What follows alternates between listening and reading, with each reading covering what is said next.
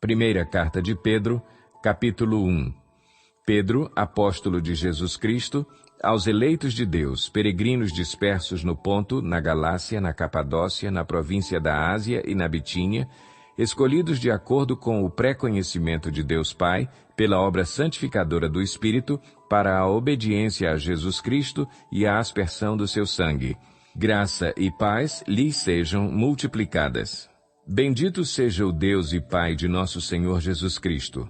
Conforme a sua grande misericórdia, Ele nos regenerou para uma esperança viva, por meio da ressurreição de Jesus Cristo dentre os mortos, para uma herança que jamais poderá perecer, macular-se ou perder o seu valor. Herança guardada nos céus para vocês que, mediante a fé, são protegidos pelo poder de Deus até chegar à salvação prestes a ser revelada no último tempo. Nisso vocês exultam, ainda que agora, por um pouco de tempo, devem ser entristecidos por todo tipo de provação. Assim acontece para que fique comprovado que a fé que vocês têm, muito mais valiosa do que o ouro que perece, mesmo que refinado pelo fogo, é genuína e resultará em louvor, glória e honra quando Jesus Cristo for revelado. Mesmo não o tendo visto, vocês o amam, e apesar de não o verem agora, creem nele e exultam com alegria indizível e gloriosa, pois vocês estão alcançando o alvo da sua fé, a salvação das suas almas. Foi a respeito dessa salvação que os profetas que falaram da graça destinada a vocês investigaram e examinaram, procurando saber o tempo e as circunstâncias para os quais apontava o Espírito de Cristo que neles estava, quando lhes predisse os sofrimentos de Cristo e as glórias que se seguiriam a aqueles sofrimentos. A eles foi revelado que estavam ministrando, não para si próprios, mas para vocês, quando falaram das coisas que agora lhes foram anunciadas por meio daqueles que lhes pregaram o Evangelho pelo Espírito Santo enviado dos céus, coisas que até os anjos anseiam observar. Portanto, estejam com a mente preparada, prontos para agir. Estejam alertas e coloquem toda a esperança na graça que lhes será dada quando Jesus Cristo for revelado. Como filhos obedientes, não se deixem amoldar pelos maus desejos de outrora, quando viviam na ignorância. Mas, assim como é santo aquele que os chamou, sejam santos vocês também em tudo o que fizerem, pois está escrito: sejam santos porque eu sou santo. Uma vez que vocês chamam Pai aquele que julga imparcialmente as obras de cada um, portem-se com temor durante a jornada terrena de vocês. Pois vocês sabem que não foi por meio de coisas perecíveis como prata ou ouro que vocês foram redimidos da sua maneira vazia de viver, transmitida por seus antepassados, mas pelo precioso sangue de Cristo, como de um cordeiro sem mancha e sem defeito, conhecido antes da criação do mundo, revelado nestes últimos tempos em favor de vocês. Por meio dele, vocês creem em Deus, que o ressuscitou dentre os mortos e o glorificou, de modo que a fé e a esperança de vocês estão em Deus. Agora que vocês purificaram a sua vida pela obediência à verdade, visando ao amor fraternal e sincero, amem sinceramente uns aos outros e de todo o coração. Vocês foram regenerados, não de uma semente perecível, mas imperecível por meio da palavra de Deus, viva e permanente. Pois toda a humanidade é como a relva, e toda a sua glória como a flor da relva. A relva murcha e cai a sua flor, mas a palavra do Senhor permanece para sempre. Essa é a palavra que lhes foi anunciada. 1 Pedro capítulo 2. Portanto, livrem-se de toda a maldade e de todo engano, hipocrisia, inveja e toda espécie de maledicência. Como crianças recém-nascidas, desejem de coração o leite espiritual puro, para que por meio dele cresçam para a salvação, agora que provaram que o Senhor é bom.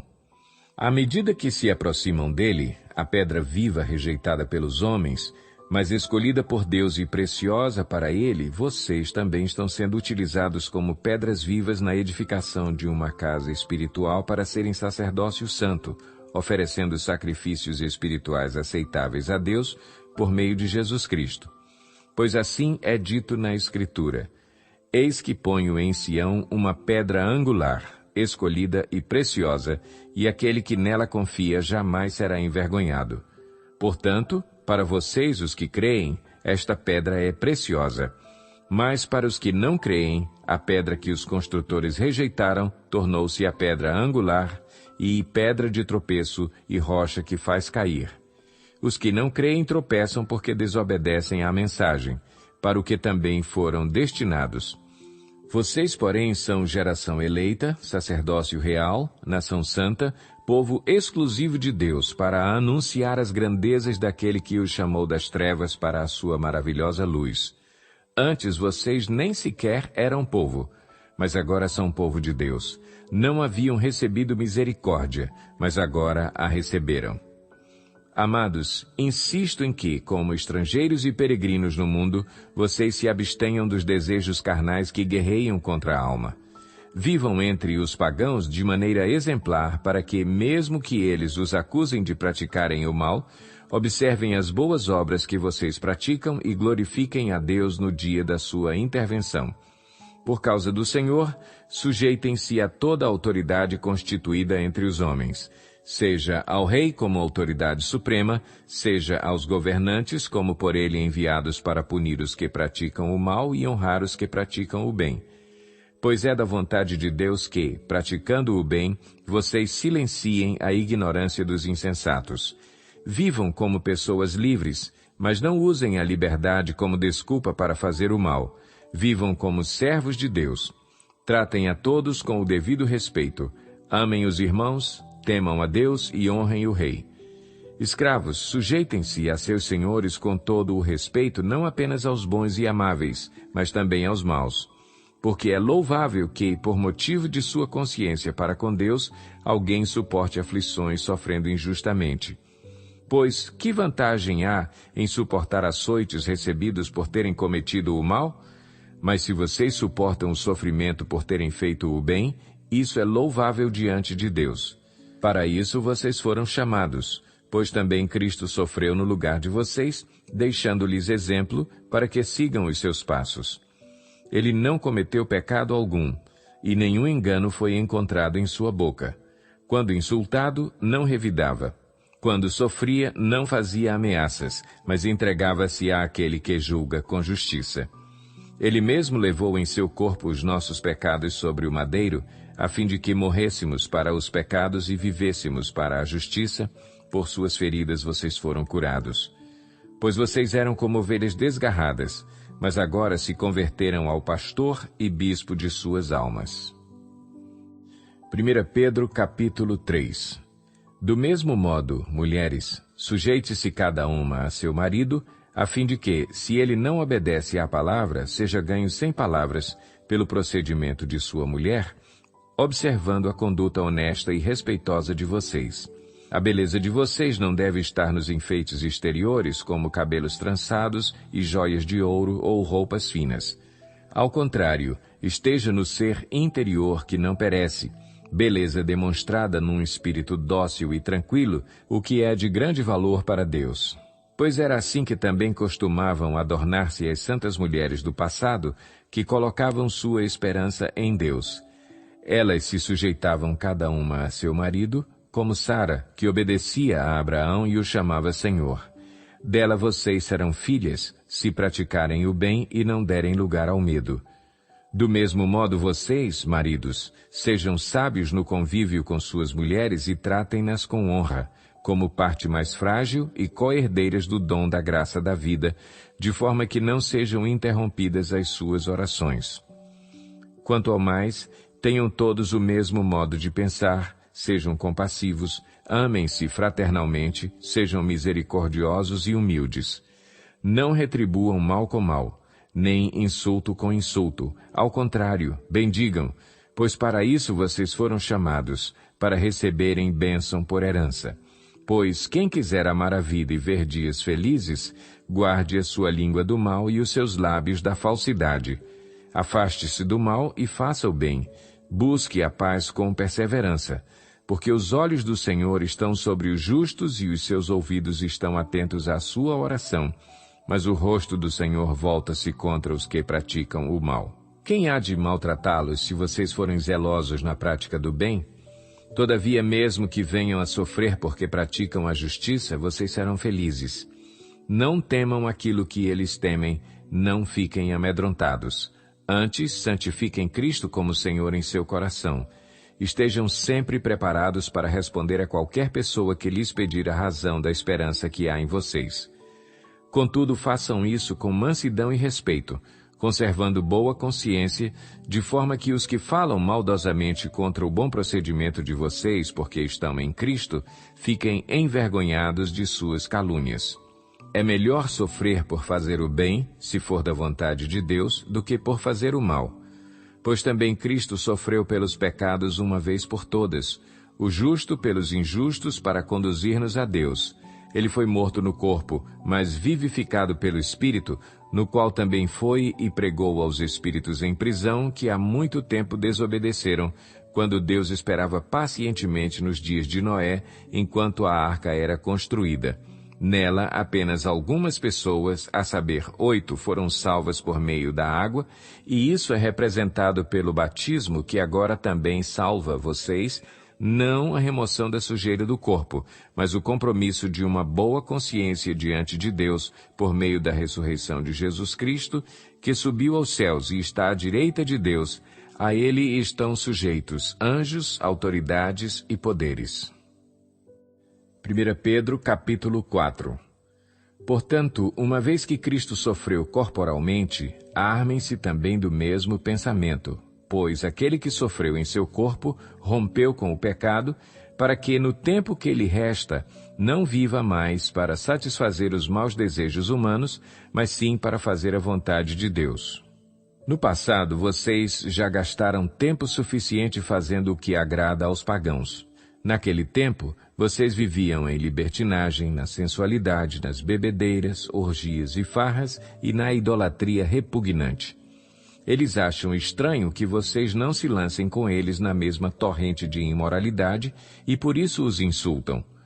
Contudo, eles terão que prestar contas àquele que está pronto para julgar os vivos e os mortos. Por isso mesmo o Evangelho foi pregado também a mortos, para que eles, mesmo julgados no corpo segundo os homens, vivam pelo Espírito segundo Deus. O fim de todas as coisas está próximo. Portanto, sejam criteriosos e estejam alertas. Dediquem-se à oração.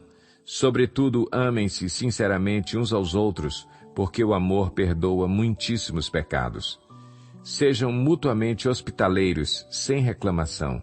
Cada um exerça o dom que recebeu para servir os outros, administrando fielmente a graça de Deus em suas múltiplas formas.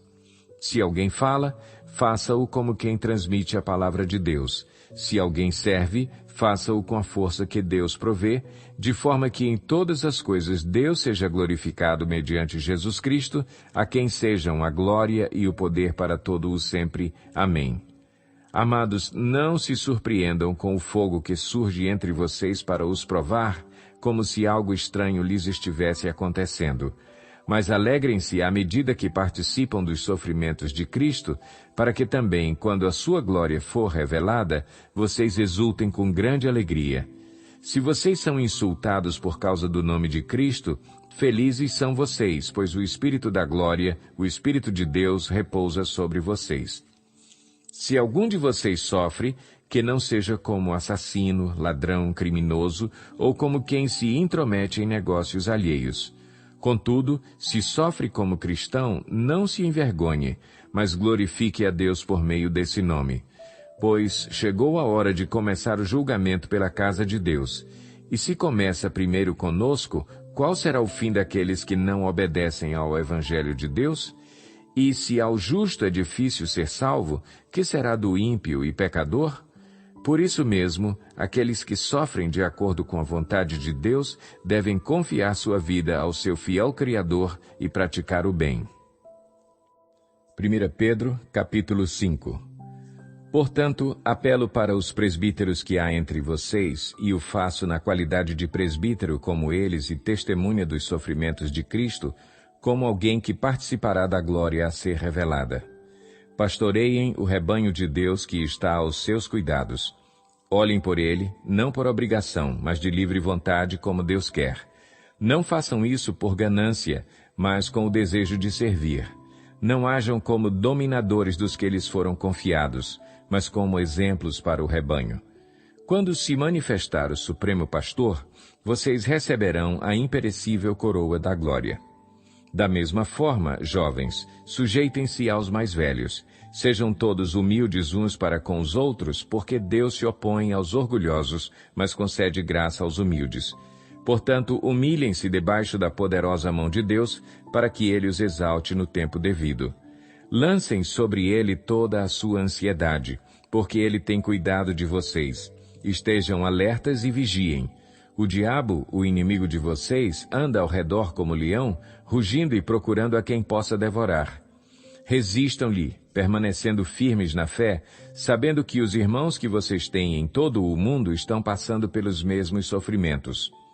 O Deus de toda a graça que os chamou para a sua glória eterna em Cristo Jesus, depois de terem sofrido durante um pouco de tempo, os restaurará, os confirmará, lhes dará forças e os porá sobre firmes alicerces. A Ele seja o poder para todo o sempre. Amém. Com a ajuda de Silvano, a quem considero irmão fiel, eu lhes escrevi resumidamente, encorajando-os e testemunhando que esta é a verdadeira graça de Deus. Mantenham-se firmes na graça de Deus. Aquela que está em Babilônia, também eleita, envia-lhes saudações e também Marcos, meu filho. Saúdem uns aos outros com beijo de santo amor. Paz a todos vocês que estão em Cristo.